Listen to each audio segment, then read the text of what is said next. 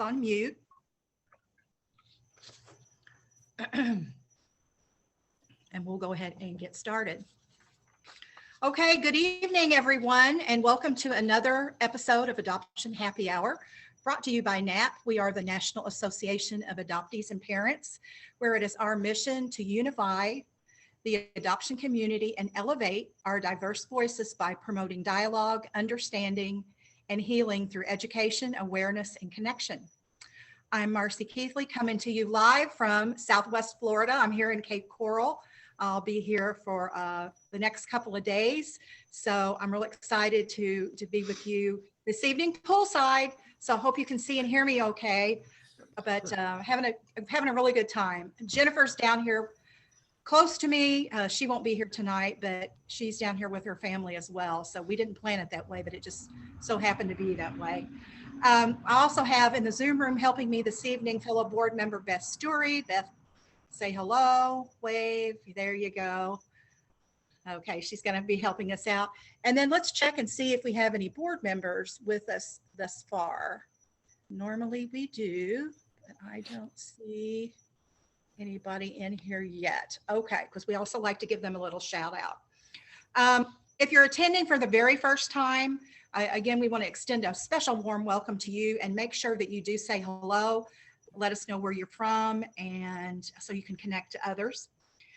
And at this time, Beth's going to put up a disclosure for us. Again, reminding you to stay muted. If you have a question, you can raise your virtual hand to be recognized. You're welcome to post questions and comments in the chat. You guys are a really engaged group, so feel free to chat it up.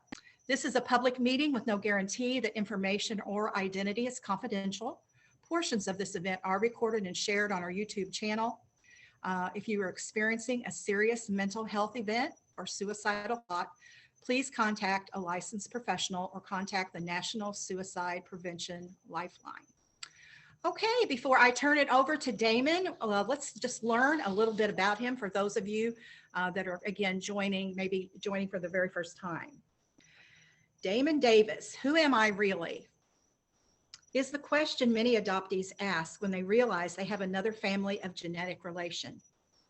Damon L. Davis shares his journey through life as an adoptee to becoming an adoptive parent himself.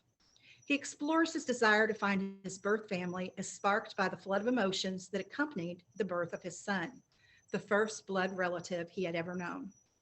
Within months of taking his post in the Obama administration in 2009, Damon found his birth mother working only 2 blocks away, and years later, his real birth father's identity was revealed unexpectedly on AncestryDNA. You'll be amazed by the coincidences that brought Damon face to face with his birth mother in a tearful yet joyous reunion. And your heart will be warmed by the acceptance of his birth father, who didn't even know he existed. Welcome, Damon Davis, to Happy Hour. Good evening, everybody. It is so good to be here with y'all. It's funny. I'm first of all, I really appreciate you, Marcie, giving me an opportunity to come and address adoptees face to face. This is a unique experience for me. I'm usually behind the mic. Anybody who's listening to the podcast, this is the studio right here. So if you're ever listening to my voice, this is the scene that is happening behind me. And there's often a dog running behind and a 13-year-old kid who you will see as a baby in a moment in some pictures. But I just wanted to say thank you again for the invitation to come share my story and to have a discussion with you all about adoption and some of the issues that we face and answer some of your questions about my journey. And hopefully I can offer you some support for your own journey. So I'm going to do something a little bit different than I've ever done before, which is I'm going to share my story with pictures tonight. So to the extent that you're able to be online and actually in front of your device, I would encourage you to be able to actually watch, because I've never done it like this before. I always just tell the story much the way I'm speaking to you right now. But what I'm going to do is share my screen, and I'm going to go ahead and launch into my own story. So if you don't mind, I would love for you to just put questions in the chat. I know that Marcie and her team are going to be watching and looking for questions as they come up. I'm just going to keep flowing. I might stop every once in a while and see if there are some questions. So why don't we go ahead and get started? So I'm going to press my share screen, and I just need someone to say out loud if you can see my screen or not. Looks good. Yes. Yes. Very good. Thank you guys so much. So once again, I'm Damon Davis. I am an adoptee myself. I'm an adoptive parent, and I am the host of the Who Am I Really podcast.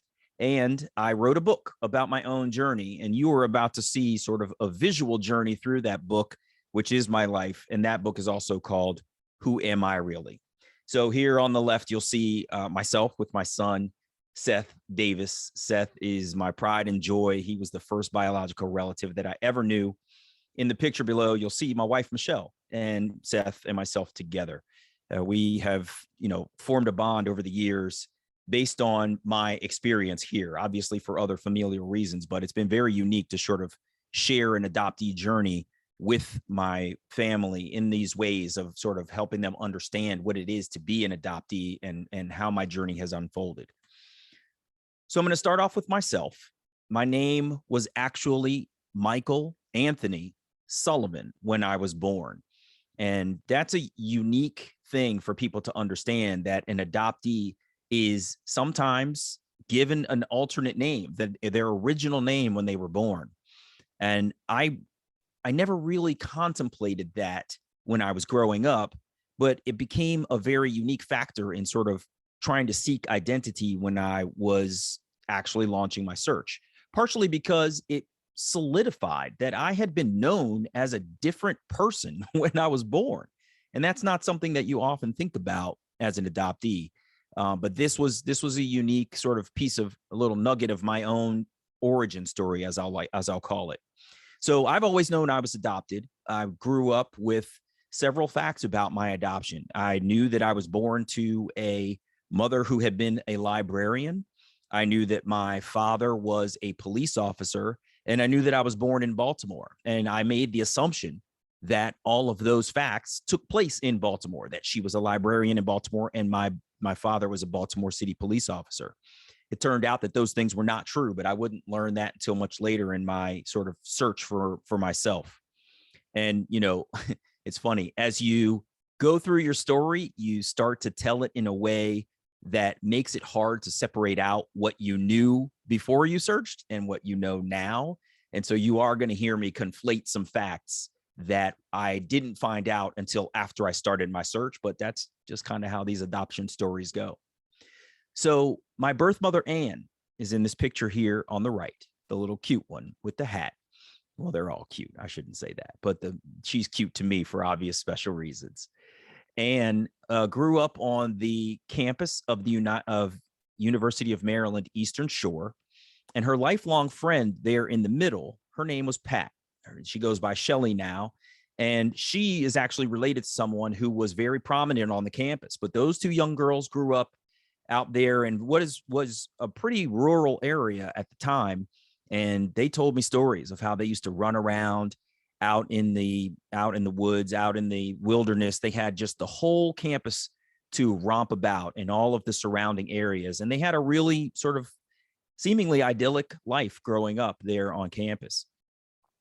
Anne grew up and ended up attending Hampton University. You can see here on the left that Anne was a dancer, and she was a very artistic woman. She liked to draw. She liked to write poetry. She liked to dance and express herself in a variety of ways.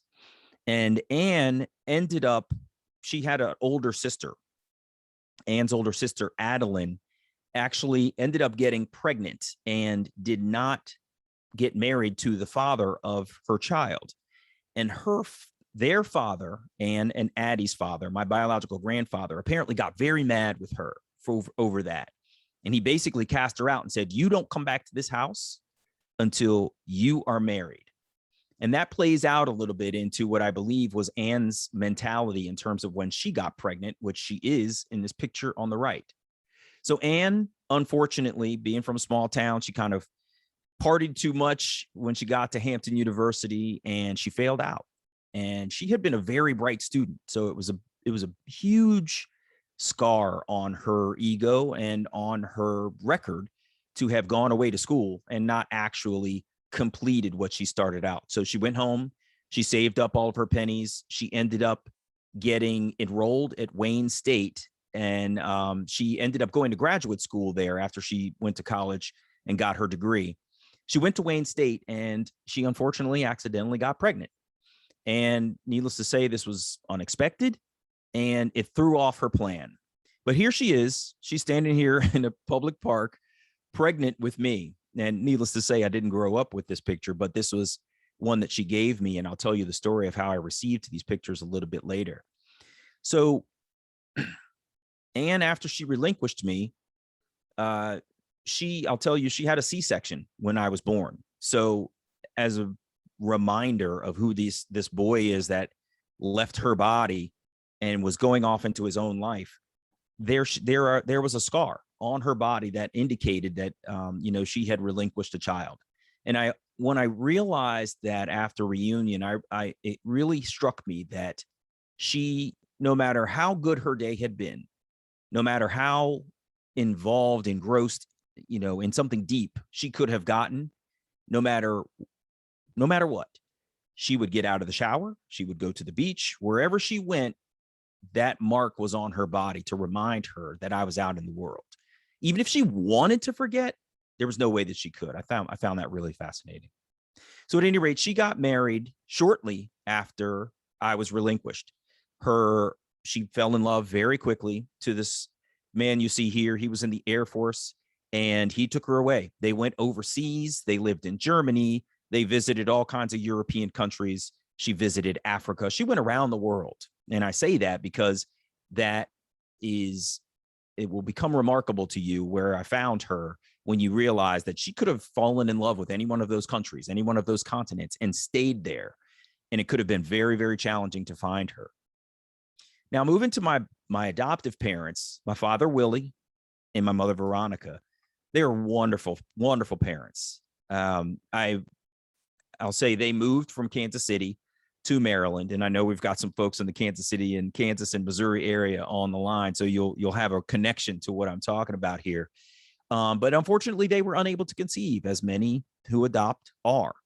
And so they decided that from their home in Columbia, Maryland, they would start a family through adoption. And that's how I came to be part of their family.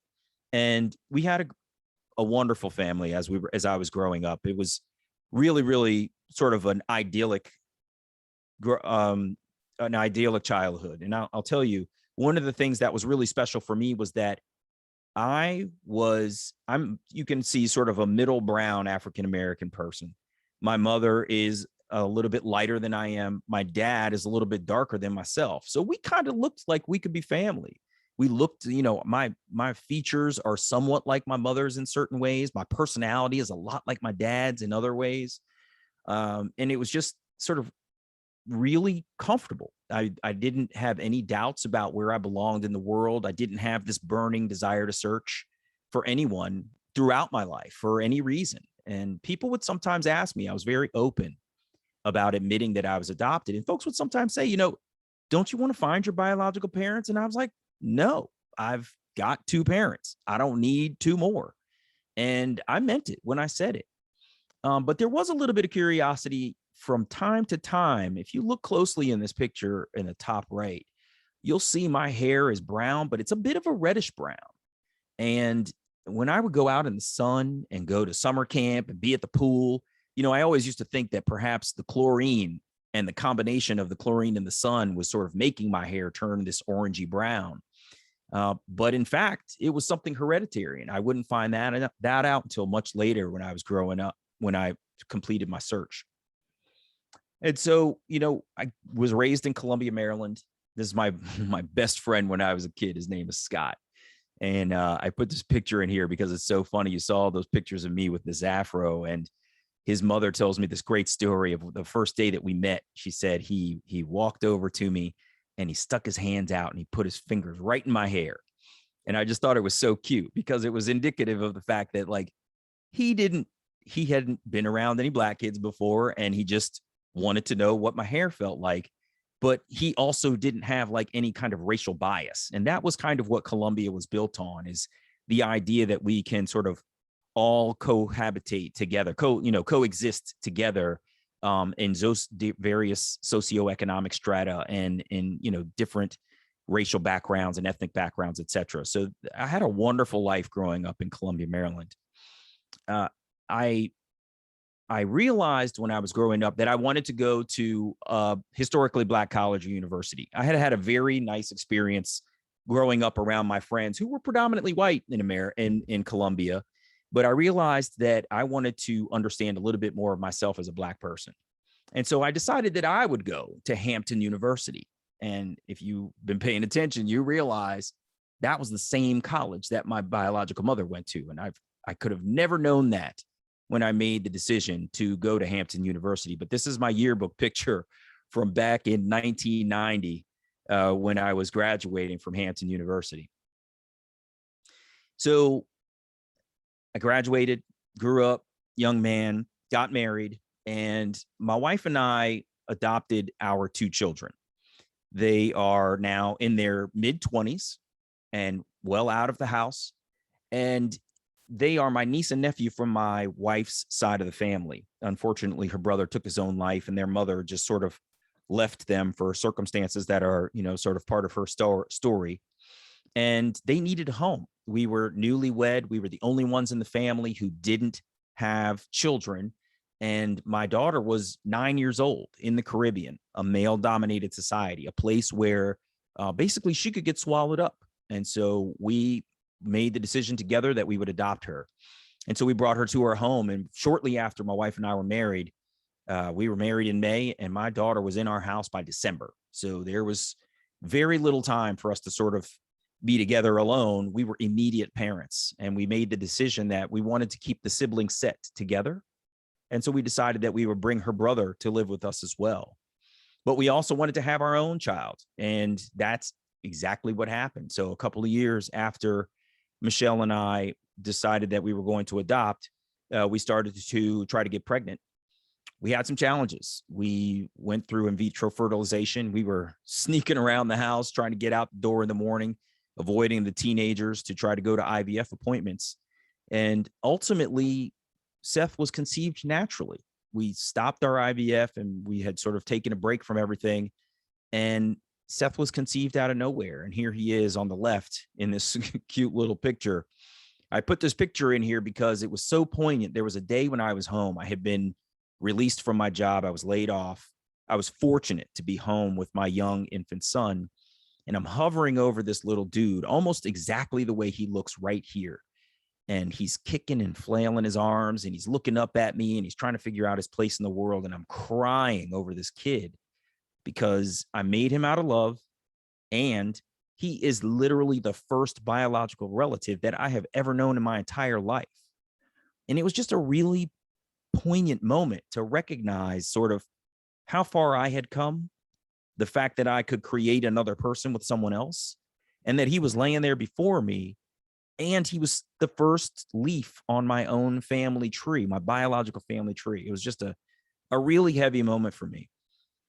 And so it also became interesting to me to watch myself as I interacted with other parts of my family. So on the left-hand side at the top of the right is my father-in-law, Freddie.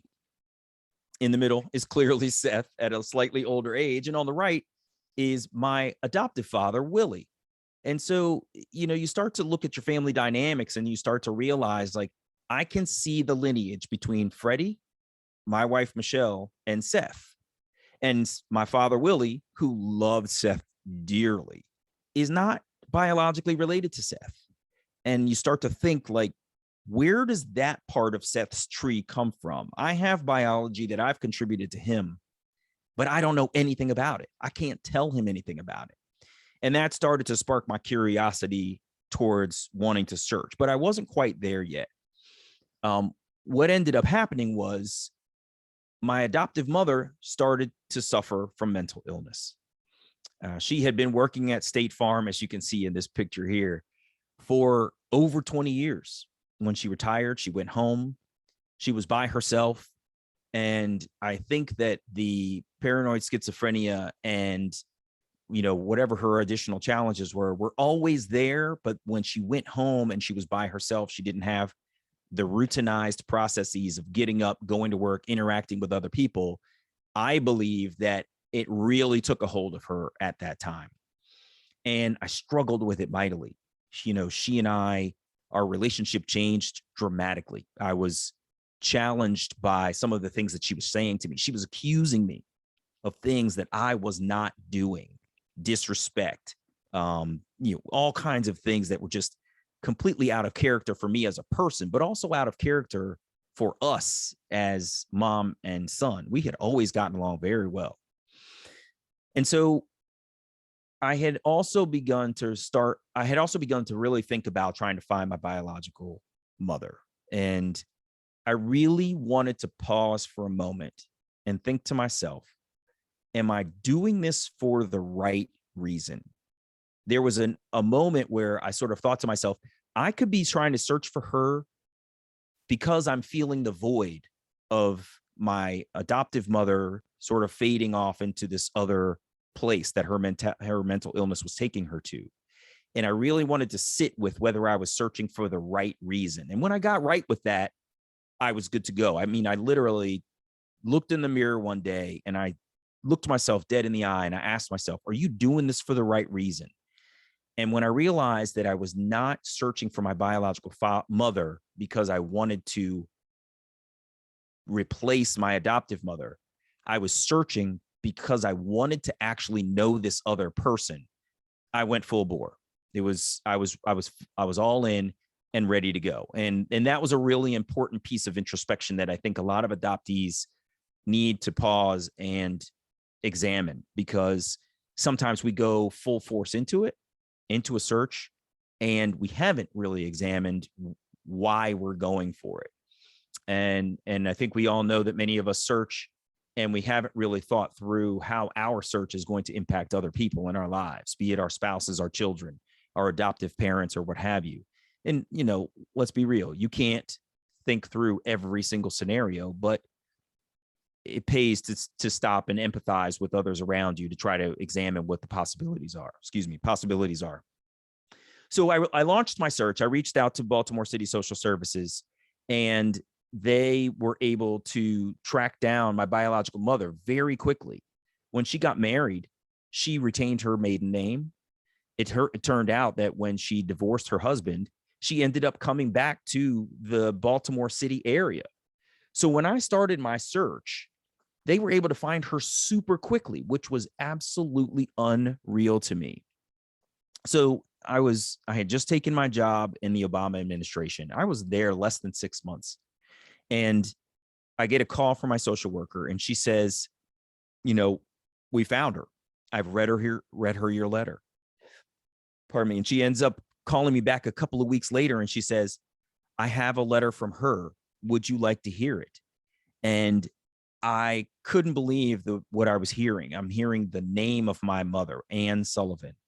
I'm hearing her birth date, which was coincidentally the day after I was hearing her letter for the first time. I heard her letter on September 23rd, and Ann's birthday is September 24th.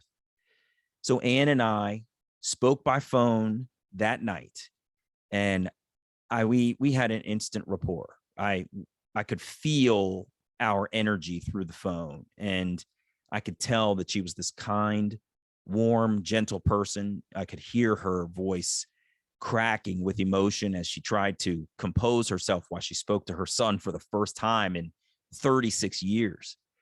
And as I chatted with her, I started to ask her questions about her life, and she told me things that surprised me. She revealed to me that, she confirmed to me that she had also gone to Hampton University. And I just found that to be absolutely astonishing. It wasn't even that she had gone to Hampton, but also her father had gone to Hampton, and an uncle had gone to Hampton. So Hampton University was in my family in a way that I never could have predicted. And speaking with her, I asked her a little bit about what she did for a living, and she told me she was a federal librarian. And I said, that's really cool. I just took a job in the federal government too. I said, but you live in Laurel, which is roughly 45 minutes outside of DC. I said, that's a long commute. How do you get in? And she told me she takes the train in and then she gets off at Union Station and she gets on the metro. And when she gets off the metro, she gets off at L'Enfant Plaza metro station. And I said, shut up. I get off there too. And I couldn't believe that I was, one, telling my birth mother to shut up in the very first conversation I ever had with her, but two, that she had been in such close proximity to me. And she would not have been in that proximity to me had I not taken that job in the administration at the Department of Health and Human Services around the corner. So there's these amazing coincidences. The universe brought us together in ways that I couldn't even fathom. And so I decided after that conversation, knowing that the next day was her birthday, that I was going to find this woman. And so that's what I did. I went over to her building. I spoke to the security guard, and I often tell the story of how comical it was because I told the security guard, I'm here to see Ann Sullivan. And she was like, well, what's her phone number? And I said, well, I don't know. I've never met her before. I knew what I was there to do. So I thought in my head, boy, that sounded weird. You better fix that. And so I said to the guard, it might interest you to know that she's my birth mother and I'm meeting her for the first time right now. And the guard looked up at me like, of everybody that has come through this gate, this is the most interesting story that I've heard. And she looks her up in the directory and she dials her number and she says, Miss Sullivan, there's a Damon Davis here to see you. And then the guard goes, oh, and she hangs up the phone. And I said, why did you gasp? And she said, because she gasped. And I was like, oh my God, this is real now. Like, Ann knows I'm here and I'm about to meet her. And the guard puts me on the elevator, sends me down. And apparently Ann had gotten up from her desk to come and get me in the lobby. And so I'm standing in the elevator. You can see me there in my suit in the picture. I'm tugging at my suit, trying to straighten it out. I'm tightening my tie, trying to make the knot neat. I want to make the best first impression I possibly can. And as I'm looking at myself in the mirrored doors of the elevator, it goes bing, and the door opens. And this woman is standing before me, and she looks up at my face with this, oh my gosh, it's him look. And I knew from that, and the fact that I was looking at my face on another person, that had to be her. And so I dove on her with a huge hug. We burst into tears. I cried on her shoulder and I whispered in her ear, happy birthday. And it was so funny because I remember I pulled back from her body and I looked at her face again. And I was just astonished to see again, my face on another person. And that's where my face came from. It was just absolutely crazy.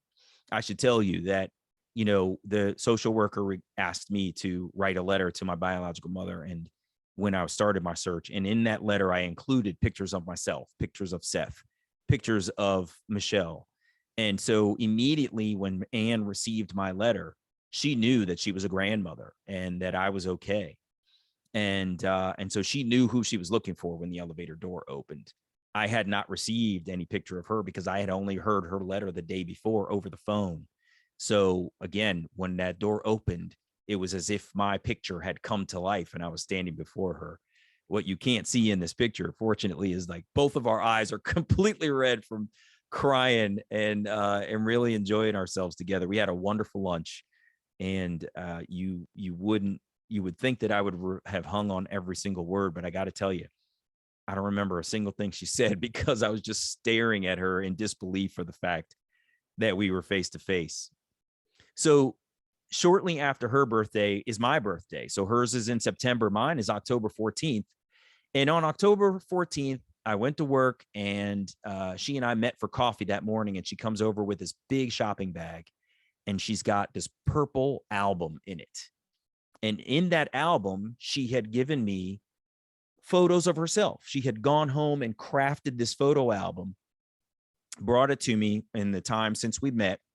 And she included these beautiful pictures of herself as a young woman. And it was just so heartwarming for me to see the life of this person whom I had been separated from. And then the right, you'll see that, these are black and white photos. She's a beautiful young woman. But on the left, you can see, black and white. On the right, you can see this young woman with red hair. And it clicked, right? That's where this comes from. I was astonished by this. And so, this is part of the journey of adoption, is that the mirroring pieces that you didn't know you were missing start to come together for you in reunion, even if only through a photo. If I had never met her, but I saw this photo on the right, I could say I probably would feel an instant connection to this photo for the reasons that I've named, that my face is on this other person, that these red hairs are representative of her body as part of mine. So it was just really fascinating to get this photo album from her. And we had a wonderful birthday together. And it was shortly after my birthday that I introduced her to Michelle. And then Ann and I just took our time. We tried to get to know one another first. We made it about her and me. And then we decided we would bring other folks into the mix. So Ann introduced me to her sister, Adeline. And it was there that I met, my cousin, Mary Ann, who I'll get to in a moment. But I wanted to make sure that I gave Ann an opportunity to meet her grandson as soon as possible. So almost 30 days to the day after she and I met for the first time, I said to Ann, do you think you're ready to meet your grandson? And she was so excited. She was like, oh, yes, I definitely, really, really happy. And I said, well, what do you think we should call you? How about Grandma Ann? And she's like, oh, I like that. And it was just so cute to see her energy for meeting another piece of her own lineage. And this picture is on that first day that they met. You can see he's totally oblivious to how important this moment is for her, but you can see on her face how incredibly momentous this is, that her life has culminated in this moment of finding her son and meeting her grandson for the first time. And I tell you, I've heard from a lot of adoptees that their own children look like their biological parents, meaning the grandchild looks like the grandparent. And I have to say, it is absolutely and 100% correct for Seth and Ann. Those two look so much alike to me. It astonishes me to this day when I look at pictures of them. It's really, really cute. And so here's my cousin Mary Ann. This is Addie's daughter. And again, you can see family resemblance here. Mary Ann grew up as a single. She had no siblings. I had no siblings in adoption. And Ann did not have any other children for the rest of her life. So I was an only child in both families. She lives in Baltimore, and we get together periodically. I love her to death. And I'm so grateful for finding Ann and being able to make these connections to my cousin and my aunt. I'll tell you that Mary Ann's mother, Addie, said to me one day, I got to tell you, when you came back, it was like Ann came to life. She was living before, but it was like she blossomed. And it was so heartwarming to know that my return could be a part of someone else's healing and blossoming, if you know what I mean. So very thankful for those maternal connections. Now, Ann had told me the story of my biological father. What she said was that she had been in Detroit. As I told you before, she was in graduate school. She had been involved with a police officer, and that man was unkind to her, and she broke up with him. And it was after they broke up that she realized she was pregnant. So she calls this guy at the police station, and the police operator answers the phone at the desk, and Ann asks to speak to this man. And the operator says, oh, is this his wife calling? Hold on. And it was in that moment that Ann knew she was in big trouble. She had been an extramarital affair. She had gotten pregnant. And then this guy was not supportive at all. He pledged to help her, but he didn't. And so I ended up thinking to myself, you know what? I don't need to find this guy. He wasn't interested in my existence at that time. I don't need to know him now. And so I lived out my reunion with Ann without searching for him. And I could hear in her voice the pain of that experience. And I said, you know what? I don't need to resurrect this with her at all. I'm going to let this lie. Unfortunately, Ann passed away about 6 years after we met. And it was at that time that I decided I would go ahead and try to find this other guy. And unfortunately, he and I didn't really get along. I talked to him on the phone for the first time, and he was just this boisterous, overbearing person that I didn't connect with at all. I couldn't feel any of myself in him, but I went into that search for him knowing that I was not going to have anywhere near the positive experience that I had had with Ann. I had prepared myself for that, and I was not wrong. And at one point in our attempt at reunion, he signed off. He was like, listen, Mr. Davis, I'm not the guy. And I was like, one, why don't you want to know me? Like, how do you know that I'm not the guy? You're not the guy. One, because I kind of know how these things work. And she said you were there. And two, I'm a pretty decent dude. Like, you should want to get to know me. And I was more hurt than I let on at the time. But what ended up happening was I ended up searching for Ann. This is, sorry, just another picture of her and her sort of beautiful red hair. And of course, my face there in the photo on her face. So I went ahead and we did some AncestryDNA in our family. And Michelle's mother is also an adoptee. So we were trying to figure out her lineage and how it applies to Seth. And it was in doing AncestryDNA that mine was online. And one night I'm looking at it and I see this 2 biological connections. And I knew obviously that one would be Seth because we had done our DNA together before. But what I didn't realize was that this other person was my biological father. And as I'm reading this line, WW is your father, I was absolutely astonished and floored because WW were not the initials of the guy who Ann said was my biological father. So now I've got this new mystery dude that I have to track down. And so this is these 2 pictures here are Ann and Ann in graduate school. If you look in the front row there, that's her in her little trench coat. And this is the beginning of their graduate school class. These folks don't even know each other. This is hey, this is our first class. Let's everybody get together for a class pick. And then we're going to proceed with the rest of the year. So I thought it was fascinating that that she had these pictures of herself from way back in the day. But what I ended up doing was I tracked down this individual and I wrote a letter to this guy that basically said, you know, Ann tells me that you're the person, and I would like to know more about your side of the story. But I should pause for a moment. I realize I'm a little bit out of order in my stories here. So I want to just point here. This is Pat. This is Shelly. This is Ann's lifelong friend, the one who was in the middle of that childhood picture. Those 2 were together their whole lives. They would always check on each other, always call on each other, and always rely on each other, to the point that when Ann got pregnant, she left Detroit. She went to Baltimore, where Shelly had just taken a job as a social worker. And Shelly got Ann social services support, helped to get me adopted. And so Ann's best friend was part of my adoption story. It turned out after I met Ann that I was going to LA. We were going out to my in-laws' place. And when I told Ann I was going to LA, she said, oh, Pat lives out there. I would love for you to meet her. So that's exactly what happened. We flew out to Los Angeles, settled in, and I called Pat and I told her I'd love to get together.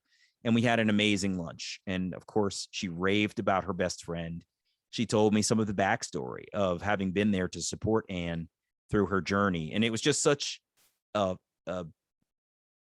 heartwarming and sort of fulfilling moment to be able to sit with someone who was there, not my biological mother, but her direct support, who was witnessing the whole thing as it unfolded. And she told me some great pieces of the story that I really cherish to this day. So at any rate, I was on this search for this guy. Turns out his name is Bill. And I ended up finding him through a series of investigative opportunities, shall we say. And when I got him on the phone, finally, he listened very intently to my story, and I told him everything. And he was like, wow, huh. And he was supportive. And it was a different conversation entirely than the experience I had had with the previous guy who Ann thought was my biological father, but turned out was not. And so coincidentally, when I'm speaking to Bill on the phone for the first time, I told him, listen, he revealed to me that he lived in Las Vegas, Nevada. And I said, listen, I'm going to be in LA going to visit my in-laws. I mean, it's a short flight to go to Las Vegas. I would love to meet you if you're interested. So we took a day trip and we flew to Las Vegas, and he came to meet us. And as I came down the escalator, he was sitting by himself, as you see there on the left, on this baggage claim device. And I walked over because, I mean, how many old Black guys are sitting by themselves looking like they're waiting for somebody, right? So I walked over and I said, excuse me, are you Bill? And he leans over and he pulls out his wallet. And as you can see it right there in his hand, he pulls out his ID and he reads his own name and he looks up at me and he goes, yeah, I think I am. And so he jumped up and he gave me this big, huge hug and he squeezed me so tight. And it was just a welcome that I never could have expected, and he was genuinely interested to meet me. And I found that to be absolutely fascinating. And he was so kind. He took us back to his house, and it turned out, I didn't share this with you before, but Anne was a genealogist. Bill was a genealogist. So both of them were able to hand me copies of my family tree from each of their two sides of the family, information that I would have taken decades probably to find. And so we went back to his house and he shared all kinds of photos of himself. But I thought it was important to take this picture here, which is 3 generations of guys. If I had not embarked on this search, I never would have been able to introduce Bill to his grandson. Seth would have never known who his paternal grandfather was on his biological side. So having this picture of 3 generations of us is super special to me. And as you look at us, I love this picture because when I look at my eyes as I smile and I look at Bill's eyes when he smiles, we do the same sort of squinty grin. We've got the apples in our cheeks. I find this fascinating because had I never met him, I would have never known how much I looked like him, when after all, I thought I looked so much like Anne. So this was a picture of Bill when he was young. Turned out he was in the Air Force. My adoptive father was in the Air Force, which I thought was really cool because the other guy that Anne thought was my biological father was in the Army. And I was like, nah, that Army guy, we're Air Force dudes over here. So it was just kind of funny to see that. But it was also very interesting to see my face on him as a younger guy. I thought this was really cool. Going back to this photo of Anne in graduate school, you'll see her there in the front row. What was fascinating was I had a picture of my biological father the whole time. I had this picture from when I reunited with Anne, but she told me that my biological father was another guy, and she didn't know that she had gotten pregnant by this gentleman who she went to graduate school with. And so she went to her grave thinking that it was the Detroit police officer who was my biological father, never knowing that it was Bill, who was standing immediately behind her and didn't even know her in this picture. So when I met her, she handed me this photo, and at the same time, she handed me a picture of my biological father, and she didn't even know it. So this photo is incredibly special to me for that reason.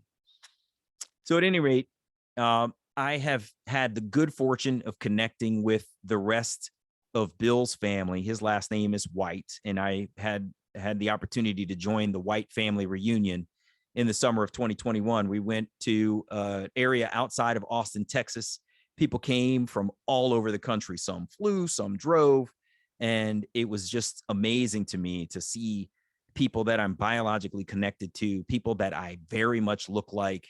And we had an amazing time. It was really a great adventure. In the top left picture there, on the right of that top left picture, is my cousin. On the left is my cousin. It's Brian and Julian in reverse respective order. And I just had a great time with those two and all of the family members. Seth got to meet cousins. He's a big time family guy. He loves to be around family. And so for me to be able to introduce Seth, who you'll see in the bottom picture in the front right in the gray t-shirt, when I got to introduce him to family, he just felt so at home. It was really amazing. I've been also flagging that bottom left picture in the very center. There's an older gentleman in a blue t-shirt, white hat, white beard. that's Bill's, excuse me, brother. And I got to meet my Uncle Charles, and I got to sit and chat with him for quite a while. Unfortunately, Bill was not able to make this trip. So I got Charles kind of to myself. Like, I didn't have that brotherly banter that could have overborne my questions to Charles. And I got some really poignant moments with him that I really also cherish. So this family reunion was just an amazing event. And I was very fortunate to have gone on my journey to try to find these people. It really warmed my heart. So that's me, Damon Davis, adoptee reunion journey. This is the first time I've ever told the story with pictures, and it was just absolutely fun to share it with you. I'm so glad that you were able to be here and be part of it. I hope you will take a moment to listen to my podcast. It's called Who Am I Really? It's there that I interview other adoptees about their adoptions and their reunion journeys. I've done 9 seasons. I'm over 160 shows, and it's an incredible array of stories. You can follow me at WAI Really on Facebook, on Twitter, on Instagram. And I'm so thankful, as I always say, to everybody who ever steps forward and decides that they want to share their adoption journey. I'm so thankful to be trusted with supporting people and telling their stories. And I'm so grateful to you guys for listening to mine. So I'm going to pause. I didn't leave you any room for questions along the way. Now it's your turn. And I'm looking forward to chatting with everybody. Oh, Damon, thank you so much for sharing your story and through pictures. And we're honored that this group was the ones to see it for the very first time. I love the way that you presented your story too. This was really cool. Didn't you guys think so? The way you had that laid out, it was really just, we were looking at your journey through an album. It was just so wonderful. So thank you so much. And thank you. I think all of us with our stories, we call those coincidences that happen in our stories, right? When I had the same in my own. They really aren't coincidences, are they? Yeah. Not at all. I know. The universe has a way of bringing us back together. And I'm sure several of you have what we'll continue to call coincidences. You can refer to them however you like, but we've all got them in our stories, and they are just astonishing. They're really unbelievable. So let's go ahead and open it up to questions for Damon. Who would like to start with the first question? I know we've got a lot of comments in here, but let's get the questions going. We always start off slow.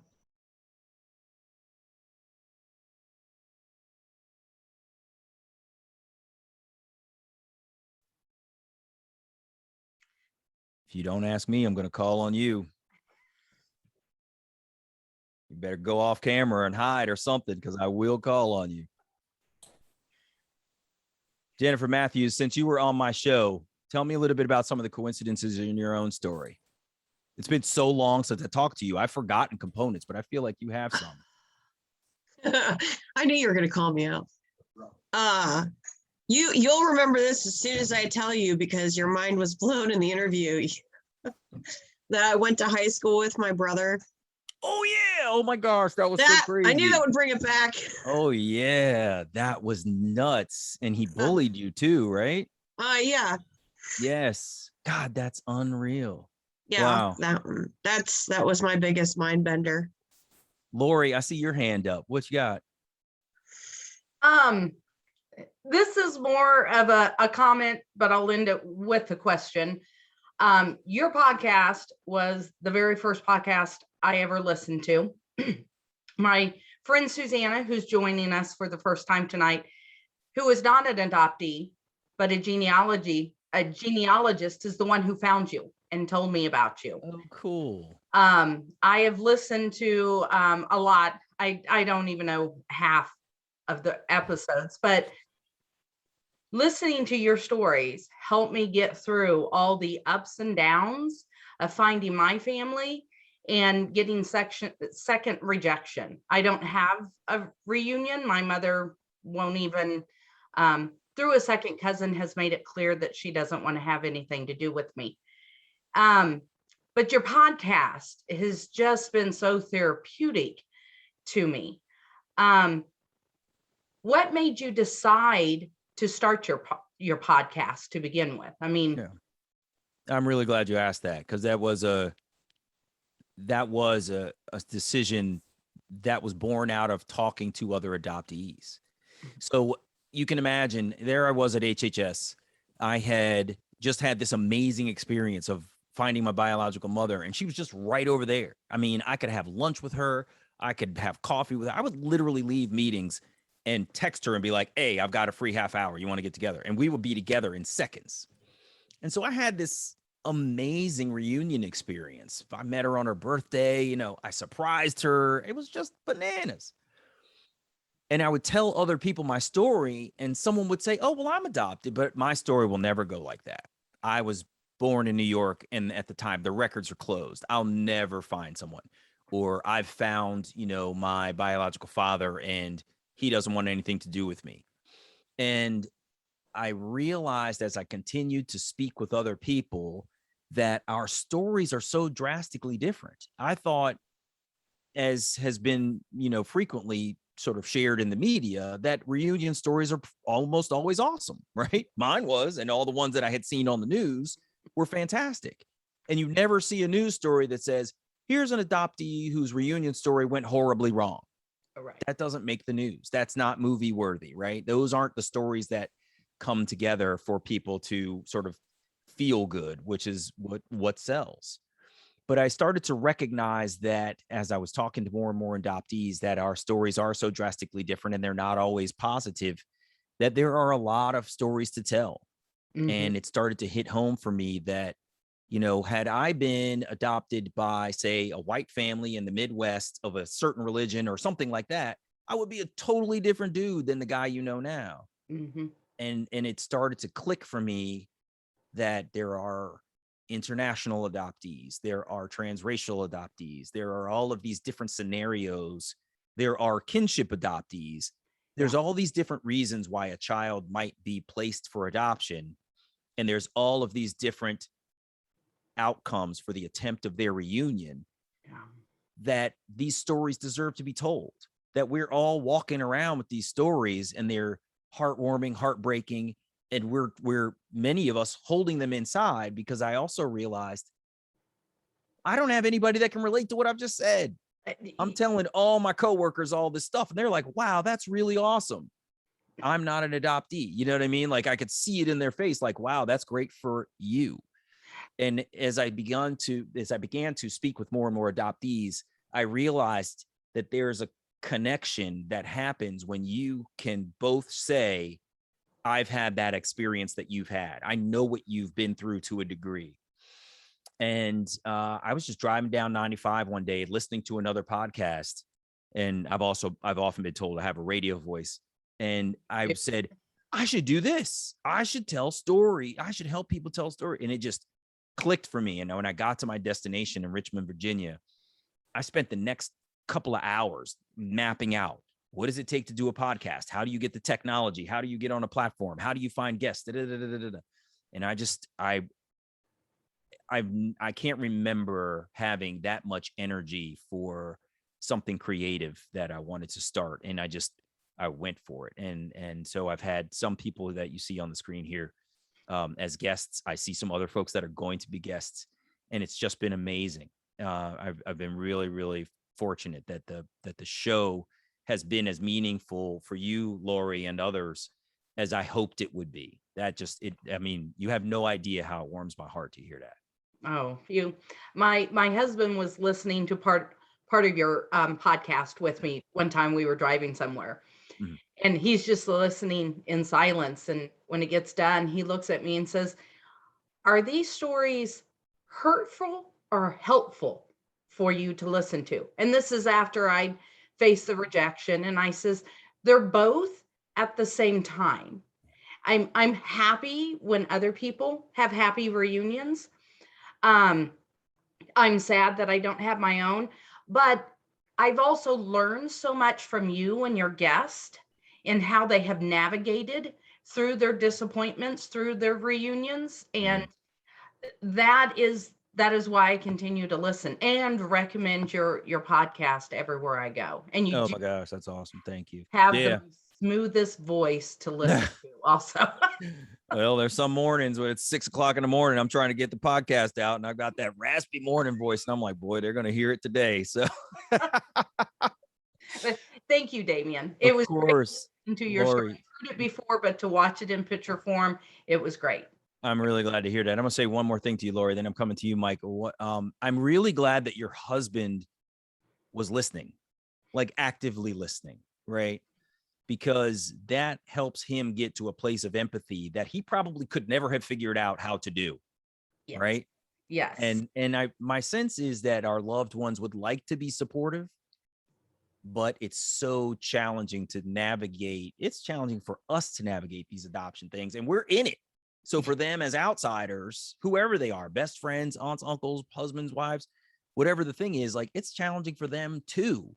And they don't know how to ask. So I'm glad that people are able to play the podcast, share the podcast, and let other people hear the stories, because then it's not you telling them how you feel. You're saying, look, this is how somebody else feels. And that's kind of what I've been trying to tell you. Yep. And it creates a surrogacy and an alternate voice that I think is really helpful for people. Yep. Michael, go ahead. Yeah, well, I'm going to give credit to Damon because obviously you and I just talked. And, maybe someday you'll hear my story. But I had a script and Damon was listening to it, and I'm giving credit to him because I'm telling the story and he actually could read through the lines about my adoptive mother. And he actually said to me, he goes, so did you ever really were you ever connected to your adoptive mother? And for the first time in my life, when I'm telling my story, because I was only in reunion for 2 years. And I said, and I had to think about it. And I said, no, not really, and, so I'm giving thanks to you for seeing through my story, because I had a 12-page script of my reunion story. You knew what you were going to say. Yeah, I knew what I was going to say. He's going to say that, right? Yeah, you took me off my script, and it was great. And, that's what's great about these podcasts. And I listen to all of them all the time, and they help me, get through the day every day. So I'm just saying thanks to you, and just letting other adoptees know that, there are things you don't think about. So, yeah. And this is the power of talking to another adoptee, right? Because I can be one as the interviewer, as the host. I believe I have free license. I can ask you anything I want. You might not want to answer, but I'm going to ask you, right? And that opens up an opportunity for you to open up in a way that you never have before. And I'm in a unique position to be able to do that because I'm an adoptee, right? And this is why I didn't want to do the Birth Mothers podcast. I've never given birth to a person before. I've never relinquished a person before. I could empathize, but I couldn't actually speak to it from my own experience. There will never be a point in that podcast where I would say, well, when I relinquished a child or when my child was born of my body, I can never, ever do that.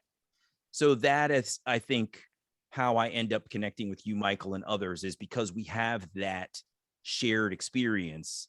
Right. And I take license to be able to ask whatever I want, when I want. And again, it's up to you to decide if you want to answer and how you want to answer.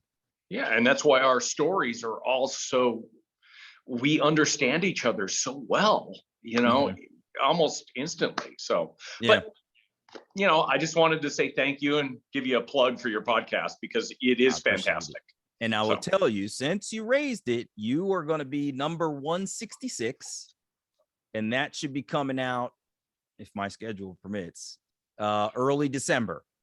So I will shoot you hopefully a draft version of your show so you can listen to it ahead of time. Yeah. Mine's pretty good too. Just like you, I had a pretty good reunion story, so. Yeah. So for anybody listening, if you want to hear Michael share his whole story, it should be coming out in early December. Okay. Thanks, Damon. Of course, man. Anybody else? Damon, we have Tina Brown. Would you mind taking yourself off mute? Hey, Tina Brown, thanks for being here. Hello, thanks, Marcie. I You're just had put in the chat, what advice would you give just having a longer road to your birth father due to your birth mom's certainty that ended up being mistaken? Was the timing better for you in the long run, or would you have possibly found him sooner?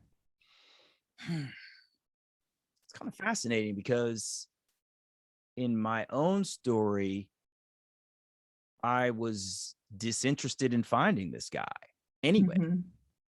I was just kind of checking the box because I would periodically think about him and go, well, there have to be two people for another person to come into this world. Like, it wasn't just Anne, I wasn't immaculately conceived. There was a Right. guy who was part of this. And I tried to push down my desire to meet this dude. But ultimately what crept into my mind is this other person is half of why you're here. And Mhm. if he's old like Anne was, and he ends up passing away, you're never going to meet this guy. And he may not have wanted to know you at the time that she was pregnant with you, but you should probably take the opportunity to try to meet this dude before you don't have the opportunity and you regret not trying. And I spoke to the first guy who was not the right dude. Right. And I told you I didn't have really any kind of rapport with this guy. He was like this boisterous, overbearing, not a dude I wanted to know. And I let the relationship die. I was just not interested. But when I gave it several months, maybe even a year. And as I was driving along one day, I was like, I think you have to just meet this guy. You're going to have to suck it up. You're going to have to go to Detroit and meet this person and let it be what it is, and actually check the box on having come face to face with him. And then you don't have to have a relationship with him ever again. So for me, hopefully to answer your question a little more directly, it wasn't really about timing. Mhm. It was just kind of how it unfolded. Because again, in my DNA part of the story, I was not looking for this dude. I just happened to be doing DNA testing with my other pieces of my family. And lo and behold, he happened to be online with his own DNA as well. So had he not done his DNA too, I never would have found him anyway. Right. And I never would have even known the fact that he was not the right guy. So for me, it wasn't really about timing. It was just kind of circumstantial. Right. But I think I was fortunate to have been in a place of relative maturity and stability to say, yeah, I think I could handle this part of the search. You know what I mean? Right. I mean, it seemed like just the way that you were presenting and speaking, that you were kind of ready and prepared yourself as much as possible for the next step, whichever that was going to happen or how it was going to unfold. Yeah. And I think it's that challenge of navigation of when we have information. And like you said, you had information that you didn't even realize you didn't know what you had, right? Yeah, The right. picture and that Yeah. happens. So it's still that juggling, gathering, sifting through, knowing what the truth is and what we can prove and what we're told and what's true. So Mhm. I really appreciated the way you presented. It was very, I thought, very respectful to the people that you were preparing to meet, and that you gave room and grace for whatever their side was going to be. And I think Thank that's you. something that is not easy to do because we're so emotionally charged by what's going to happen for us as individuals. Yeah, that's right. We're charged by it.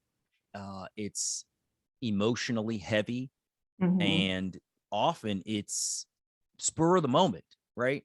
Like I could be just sitting at home one day doing something. You know how you are. You get distracted. You're sitting there doing your work and you're like, oh, let me go on Amazon or whatever. Like, Mhm. let me go on Ancestry and see what I can find. And if in that moment I had found something, I would have absolutely been like, let me find who this person is, and been down that hole. I would call it a rabbit hole, but that's my search for my people. Yes. And it would have just happened possibly really fast. And I might not have had the ability to put the brakes on and go, wait a minute, let me just think for a second.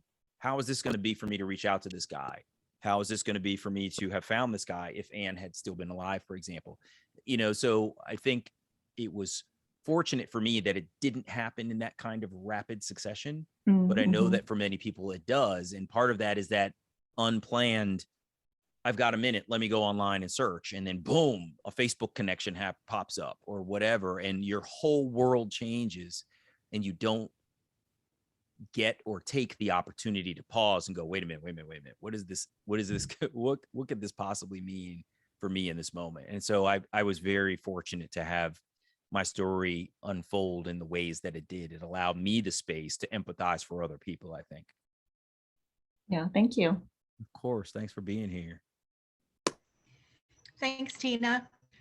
We have Cynthia Boone and then Andrew Baker. Cynthia Boone, welcome. Thank you. Hello, Damon. Hi.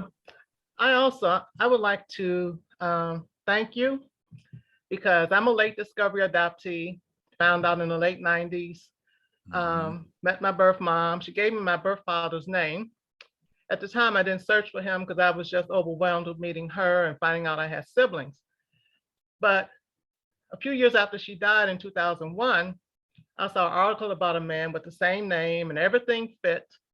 And my husband went on a search for this man who eventually said, well, I'm not your father. I didn't believe the man. I just thought that he was in denial. But like you, eventually coming up to 2017, I took a DNA test and found my birth father. And the first name was the same, but the last name was different. And the reason why I'm thanking you is that when I read your book and I was reading how you reacted to the finding out that the man you thought was your father was not, and you found someone else, your whole response to that situation really helped me because initially I had been searching. I was convinced that someone else was my father. Then I went searching for him 20 years later on Ancestry, went through all of that, only to find out that he wasn't, he really wasn't my father because his daughter took a test. And so I eventually found my biological father. But just reading your reaction helped me because initially I was angry. I said, why was she giving the wrong name and blah, blah, blah, blah. But then I began to understand the trauma of adoption, not just for the adoptee, but for the birth mom. But just your whole reaction to that situation encouraged me and gave me another way of looking at that situation. And it gave me some peace. I'm really glad to hear that, Cynthia. And this is part of the reason why I love doing the podcast. And part of the reason why I frequently tell people at the end of the podcast, you're going to hear on Saturday, I close with, tell your story. Write your story down, because there will come a day when you don't remember all the details or you don't remember the order or whatever it is. Even if you're not planning to write a book, just jot down the notes, write out like a timeline of, I remember that one Christmas when blah, blah, blah. And then I remember that Thanksgiving. And then, all of that stuff, put it all down just so that it's there. Somebody can find that one day and say, oh, now I understand grandma better because this was her life. Or it could be the skeleton of your book. But even more importantly, Cynthia, specifically to what you're saying, is that by me telling my story, someone else, you, were listening and it was helpful to you. And I think that that's incredibly valuable, is being able to open up about what we were thinking, how we felt, and sharing that openly is both empowering for yourself because you can sort of open up and own it, but also someone else is listening and you have no idea who it is. Cynthia, I didn't know you were out there needing that. I didn't write that for you, but I wrote it down because I knew it was part of the story. And I'm glad that that particular piece was supportive of what you were going through. Yeah. And I'm sure someone else will say that some other piece of my story or someone else's story here on the screen was relevant to them. And I think that that's really important. So one of the things that I've come to really enjoy is how much content for adoptees is out there now. Jennifer talks about her YouTube channel, and there's other podcasts, Adoptees on and Born in, Raised in April, whatever her thing is, Born in June, Raised in April. There's all of these different things. There's a whole lot of, sort of social media and remembrance days and months and all of these things that are helping us to come out and feel like we're part of a community. And I think that that's incredibly valuable, because otherwise we're just like standing alone by ourselves and we don't realize how we relate to other people with shared experiences. So I encourage everybody, find an outlet for your story and let it flow. Even if it's just writing it down in a journal that you will put on a shelf for someone else to find later, or if you want to be like out on social media expressing all of your opinions, because those can be opinions that are shared by other people, go for it. Find a way to express your own adoption journey. Okay, thank you. Of course. Andrew? Hi, Damon, right? Damon. Yes. As I was listening to your story, I had like goosebumps because our stories are very similar. I was adopted. I was a late adoptee, finding my birth family, and just the story was very similar. So, but I do have a couple questions for you. Sure. Go ahead. As you were going through your journey of looking for your birth parents, how did you deal with the feelings that happened? Did you have an overwhelming feeling? And how did you deal with it? Or is this your outlet, doing the podcast, listening to other people's stories is a part of your healing journey? That's a good question. Can you say a little bit more about what feelings did I have? What are you asking? Can you say it a different way? Well, I remember when I did AncestryDNA, and actually before I did the AncestryDNA, I did a little bit of research from just looking at my birth certificate, and found out the hospital that I was born in was a place for unwed mothers in Wauwatosa, Wisconsin. And so then when I did the AncestryDNA test, I actually found my birth father first. And I remember I had booked a flight to go out there to see him, to meet him. And I remember 2 weeks before I went, I felt this very overwhelming feeling. Like I opened the Pandora's box, and then all of this information just started flowing out. And then I had to start dealing with the feelings of this, because for so long, like you, I didn't care. I was like, I don't need to know. Or I was even saying, and it was my way of coping. Yep. I even would say, well, I'm 38 years old. If she wanted to find me, she would have found me by now. I would always have these different sayings. So then when I had the opportunity to actually go meet my birth father, because I hadn't found my birth mother yet, I remember feeling very overwhelmed. And I immediately said, okay, I need to get a therapist because I need to work through all of this. That's great. And I still see my therapist to this day. But your story is beautiful. It's a great story, but I want to hear what you felt. Like, how did you deal with the feelings and that's what I want to hear. Yeah, no, it's a good question. And I appreciate you giving me some background as to your own story and experience. There were definitely days where it was far more emotional than others. Right. And there were times. So let me take a step back for a moment. One of the things that I did at the very beginning of my search, when I was writing my introductory letter to my biological mother, I poured my emotions into it. I wanted her to know that I was okay. And that if she wanted to talk, I recognized that this could be challenging for her because I'm bringing her back to a time in her life when this massive thing happens between us. So I tried to stop and be empathetic of how she might be feeling. But then when I dropped the letter in the mail after I completed it, I wrote this thing, I typed it up and I hand wrote it and I put pictures of myself in it. And then I paused as I, sort of walked away from the mailbox and I said, I've not thought about this hardcore for my entire life. I'm not going to start obsessing over it now. And so I tried to check myself and hold my emotions to see what could possibly transpire. And I was trying to prepare myself for if I never got that call 2 weeks later and I didn't get it for 2 years that they said they found her, I wanted to make myself be okay. When I was going to meet my biological mother for the first time, I didn't know who I was going to see. I didn't know how it was going to go. But I also tried to sort of check my own emotions and just be present in the moment. Like, let's see how this goes. And then I'll judge what happens in the aftermath, right?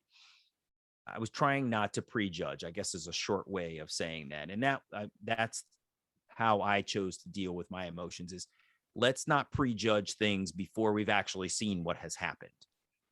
Before I've heard the story from that person's perspective or whatever the thing is. So I think that was my tool, was doing a lot of checking the prejudging at the door and going with the information as it came, as opposed to creating this narrative and that narrative and that narrative, and then trying to decide which one was most likely, and then trying to fit these stories that I had made up into what was real. There's no way to do that. So I hope that's helpful in explaining how I did it, was trying to avoid being overly examining my own sort of emotions based on conjecture. I didn't have facts about what I was getting into. Is that kind of what you mean? Yeah. I just wanted to hear what you felt like. And your answer was really good. Thank you. One of the things that did help me, I had read a book by Ruby Cornelius called Choiceless. And you talk about coincidence.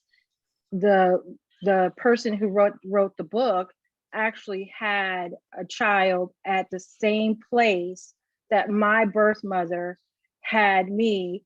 Wow. A year before I was born. Wow.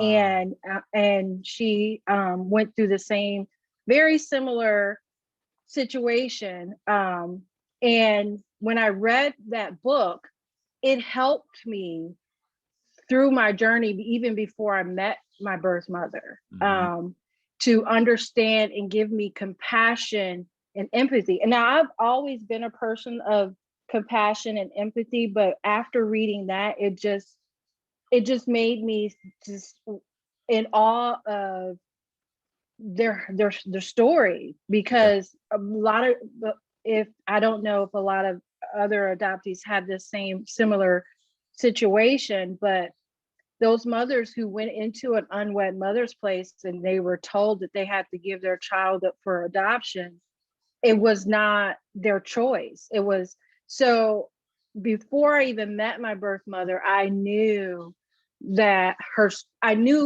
kind of what her story was going to be like. And sure enough, it was a choiceless situation. But it still didn't take away from, I still felt other feelings of rejection and abandonment, but I understand. Like I have a feeling of understanding what she went through and what she dealt with by, and then when I heard her story, heard her side of the story, my birth mother's side of the story, I was prepared. So that's one of the reasons why I was asking the question. I just wanted to see or hear how you were feeling. Yeah. No, I appreciate you sharing that. No. Okay. I'll say too, in terms of reading and empathizing, I've got the girls who went away up there on my bookshelf, that was incredibly eye-opening for me. I mean, one, again, as a man, and I can't give birth to anybody, it was just fascinating to hear what the variety of conception and birth experiences were, and the lack of support that many women received, and to hear what the environment was like for a person who was putting someone up for adoption, and to hear how the machinery worked back then. You know, when someone flipped the switch and said, I'm going to place this child for adoption, a whole series of things went into autopilot, and there was an immediate sort of separation of infant and mother, and it was just such an eye-opening read. I'll tell you, the other one that was eye-opening for me, because she did such a good job of investigating sort of the backstory of adoption too, was Gabrielle Glasser's American Baby. You know, she went into some stuff about the gentleman's story and about the adoption experience in America that I found that continued to open my eyes as to what some of the perverse incentives were and how things unfolded. So, you know, yet again, this is why we got to write our stories down, because someone's listening, someone needs this information for their own journey and to help them along. And I just think it's incredibly valuable to continue to do this work myself, and for you guys to join in. Who else do we have out there? Anybody else got a question? I don't see any in the chat bar, and we're winding down. It's getting to be that time. Do we have any? We've got time for one more last question if someone has one. Marcie, there are two in the chat, actually. Okay, good. Let's see. Did you have any anxiety or fear about reaching out and reconnecting with your bio family? That's from Phil. Yeah, I definitely had the, what am I about to get myself into? Like, I'm good. I'm comfortable. I've got parents I love. I've got, you know, family. Like, do you really want to rock this boat? This could be tragic. And I went through all of the narratives that we all go through. Was I a product of rape? Was I you know, I was born in 1970s and in Baltimore, and I imagined Baltimore City being like this drug den. And I was like, man, was I like a crack baby? You know, I thought of all of this different stuff. And again, I didn't really realize this until Andrea asked her question.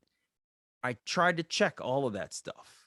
Listen, man, you don't know what the story was, so don't sit there making up stuff, right? And I really tried to pull back from creating narratives that were false that I would attach myself to. But I wouldn't say that I was anxious. I just tried to prepare myself for the possibilities by sort of talking them out and then putting them over here on the shelf and going, all right, if that happens, I might feel this way, and not sort of carrying it with you. You can almost imagine like Santa Claus's bag. You just keep stuffing scenarios back there, and it'll just get heavier and heavier as you try to carry them all with you in preparation for a scenario that wasn't even on your list. And this is the interesting thing I find with the adoptee stories that I get to help tell is,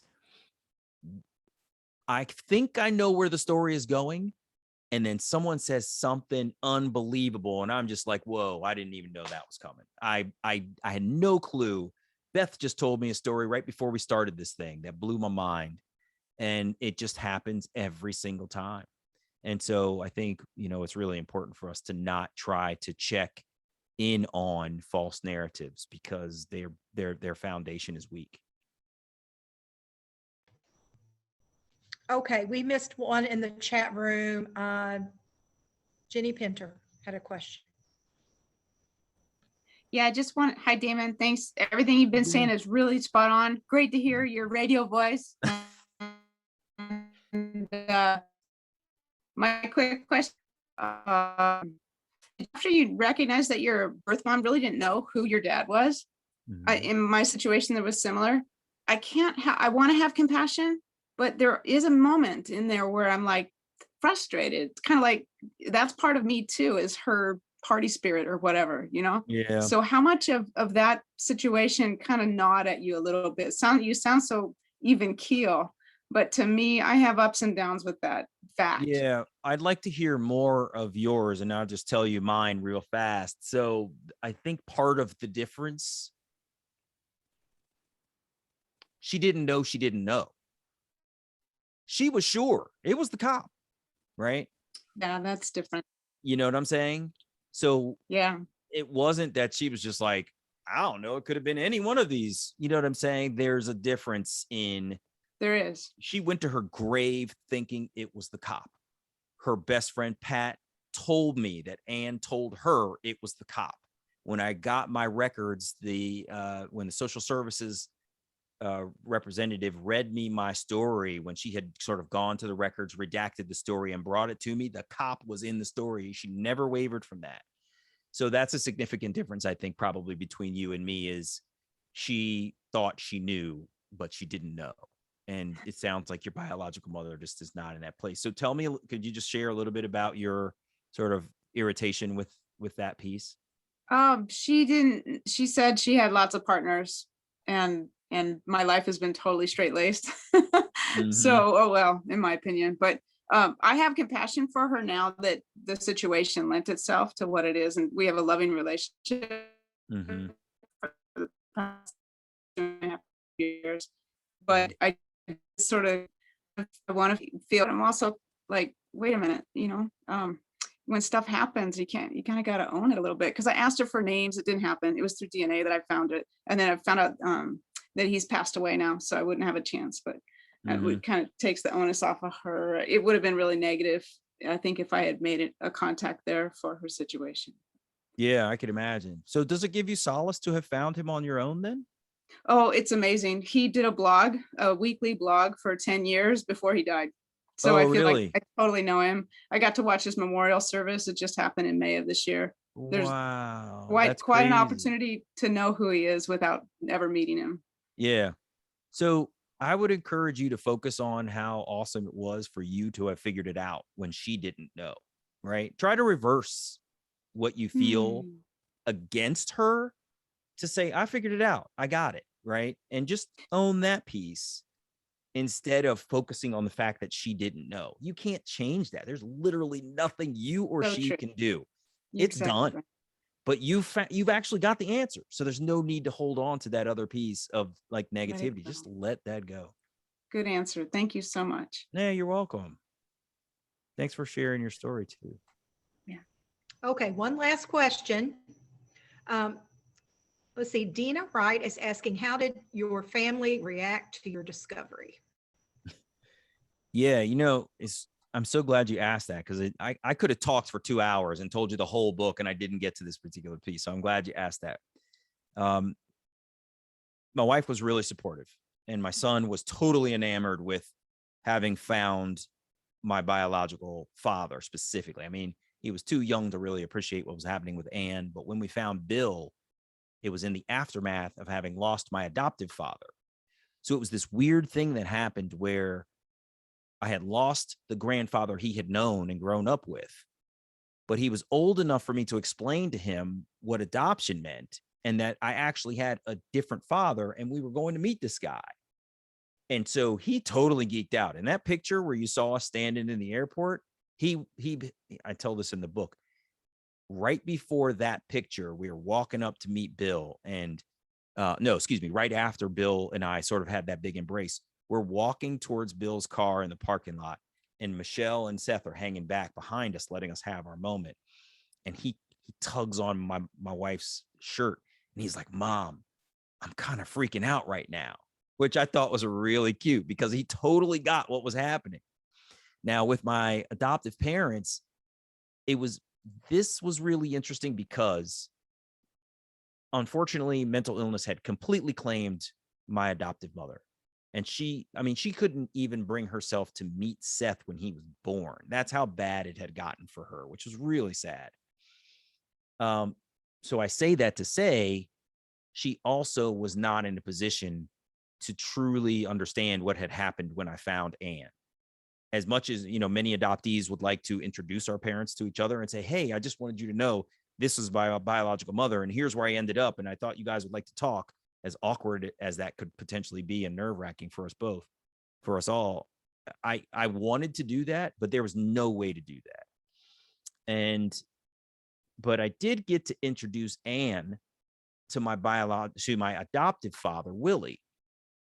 And the reason I raised that particular piece is because there was no competition. If I had found my biological father and introduced my biological father to my adoptive father, you could see how those two fathers might be like, well, like, where do I fit? But I found my mother and introduced him to my adoptive father. So there was no like, oh, this is the person that I should have been, or that we're linked. You know what I mean? There was none of that. Yeah. You know what I'm saying?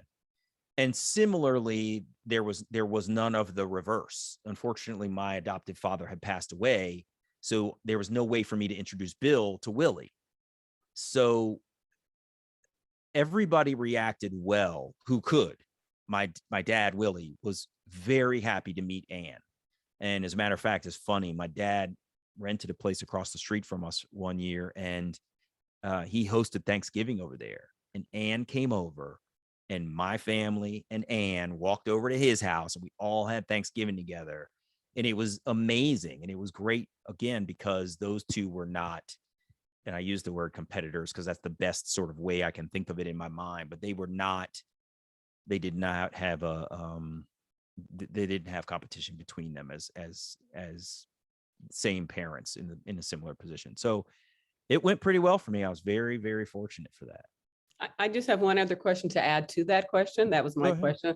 Sure. And I may have missed this because I did step away for a little bit, but do you have any other siblings? Did your biological mother or father have any other children? Or I'm so glad you asked that. So I did say this before, and I'm going to just reiterate. So I was an only child in adoption. My adoptive parents, no other kids, and they couldn't conceive. It wasn't one of those issues where you adopt a child and then suddenly there's, a conceived child. So I was an only child in adoption. My biological mother, after the C-section with me, she never had any other kids her whole life. Bill, my biological father, as far as I know, has never had any other children either. So I'm an only in every, like, I'm super unique in my family. It's really kind of crazy. But, I joked with him about this. I asked him, do you have any other kids?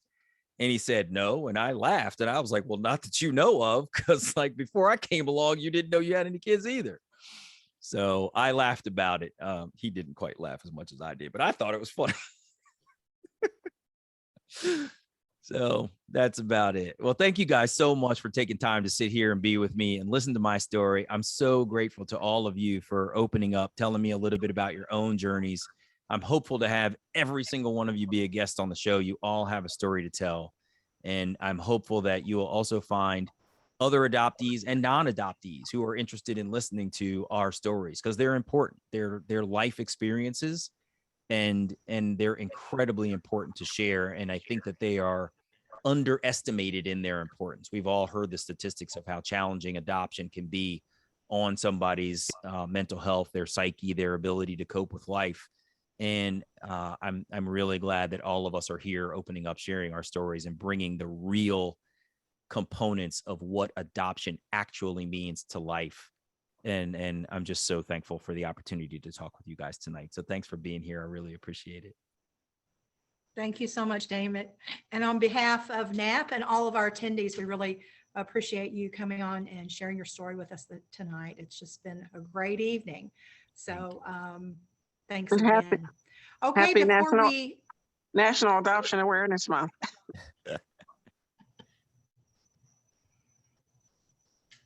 Go ahead, Marcie. What were you going to say? I was just getting ready to say, don't go away. We're going to have some closing announcements. Everybody just hold tight just a second. I think Beth has some closing announcements for us.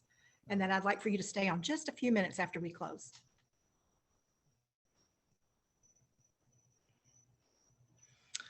Okay, next Friday for happy hour, we have Dr. Corey A. Graves. She's an associate professor of history at the University at Albany. And she has a book out, War-Born Family, African-American Adoption in the Wake of the Korean War. So she's going to be joining us next Friday. So you want to mark your calendars to meet Dr. Corey. And then we have 2 more, Beth. Yes. Okay, this Tuesday, the 16th. Again, this is David Bull with his bi-monthly Adoptee Paths to Recovery. And this is a recovery support meeting that he holds bi-monthly. It begins at 8:30 p.m., excuse me, Eastern Standard Time. So mark your calendars for Tuesday. And then also that same evening, we have at 6 p.m. Eastern Standard Time, Dr. Joyce will be joining us again for Putting Yourself Together After Reunion. So for those of you that haven't registered, please go ahead and do so. And you're welcome to send any questions ahead of time to myself, Marcie at naapunited.org, or you can bring them to the meeting. We look forward to seeing you then. Okay, that's a wrap for me, guys. Thanks again for joining us for another happy hour. That's another episode for the books. Damon? Awesome. Bye, y'all. Thanks for being here with us. Everybody have a great weekend, and we'll see you next Friday. Thank you. Thanks, Ann.